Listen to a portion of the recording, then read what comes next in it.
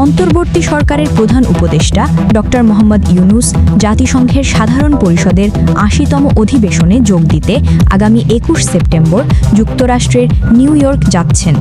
তিনি সেখানে ২৬ সেপ্টেম্বর সাধারণ পরিষদের অধিবেশনে ভাষণ দেবেন। সফরে তার সঙ্গে থাকবেন ৪ রাজনৈতিক দলের প্রতিনিধি। বিএনপি মহাসচিব মির্জা ফখরুল ইসলাম আলমগীর, বিএনপির ভারপ্রাপ্ত চেয়ারম্যান তারেক রহমানের পররাষ্ট্র বিষয়ক উপদেষ্টা ও দলের আন্তর্জাতিক বিষয়ক সম্পাদক হুমায়ুন কবির, বাংলাদেশ জামায়াতে ইসলামীর নায়েবে আমির ডক্টর আব্দুল্লাহ মোহাম্মদ তাহের এবং এনসিপির আক্তার হোসেন। বুধবার সচিবালয়ে এক ব্রিফিংয়ে এসব তথ্য জানান পররাষ্ট্র উপদেষ্টা মোহাম্মদ তৌহিদ হোসেন। তিনি আরও জানান, এবারের অধিবেশনে প্রথমবারের মতো জাতিসংঘ মহাসচিবের সভাপতিত্বে রোহিঙ্গা ইস্যু নিয়ে উচ্চ পর্যায়ের বৈঠক অনুষ্ঠিত হবে। রোহিঙ্গা সংকট সমাধানে এ বৈঠক একটি গুরুত্বপূর্ণ ভূমিকা রাখতে পারে বলে তিনি আশাবাদ ব্যক্ত করেন। সুমাইয়া জান্নাত, জিএম টেলিভিশন। চোখ রাখুন জিএম টেলিভিশনের ফেসবুক পেজ ও ইউটিউব চ্যানেলে।